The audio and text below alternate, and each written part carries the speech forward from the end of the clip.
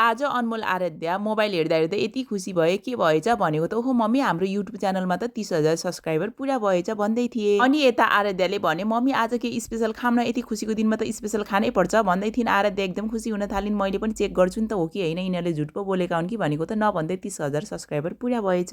अब यति खुसीको मौकामा मैले पनि छिटो आलुलाई निकाले, सफा गरेर त्यसलाई मसिनो गरेर काटे साथीहरू। काटेर यतिको बनाइसकेपछि त्यसलाई मजाले सफा पानीले पखाले अनि हल्का बोइल हुनलाई छोडिदिएँ। लगभग 10 मिनट पछि साथीहरू मैले यसलाई निकालेँ अनि बाहिर घाममा लगेर सुकाइदिएँ। एकदम छिटो सुक्छ यो। फेरि मैले साइडमा गुन्द्रुकलाई पनि सुकाएको थिएँ साथीहरू। यता अनमोलले पनि फटाफट प्यानमा तेल राखे। मम्मी आज चाहिँ पोट्याटो चिप्स म फ्राई गर्छु नि भनिरहेका थिए। अनि अनमोलले फटाफट पोट्याटो चिप्सलाई फ्राई पनि गर्न थाले साथीहरू। यसरी साथीहरू हामीले घरमा नै मजाले पोट्याटो चिप्स बनायौँ। बजारको भन्दा एकदमै हेल्दी र खाँदा पनि एकदमै मिठो साथीहरू। यसमा हल्का हामीले चटपटा मसला पनि मिक्स गरिदियौँ। हेर्नुस् त साथीहरू, हामीले एकै दिनमा कस्तो मिठो चिप्स रेडी गर्यौँ। एकदमै मिठो हेर्दा र क्रन्ची पनि छ साथीहरू यो। यता अनमोल आराध्या भने एकदमै आत्तिरहेका थिए खानको लागि। मम्मी छिटो दिनुस् न, यस्तो खान मन लागिसकेको छ, हरहर बास्ना आइरहेको छ भन्दै थिइन्। आराध्या नभन्दै एकदमै मिठो भएको रहेछ। दुवैजनाले यति तारिफ गरिरहेका थिए। यता अनमोल आराध्याले हाम्रो 30,000 सब्सक्राइबरलाई थ्याङ्क यू सो मच भनेका छन्।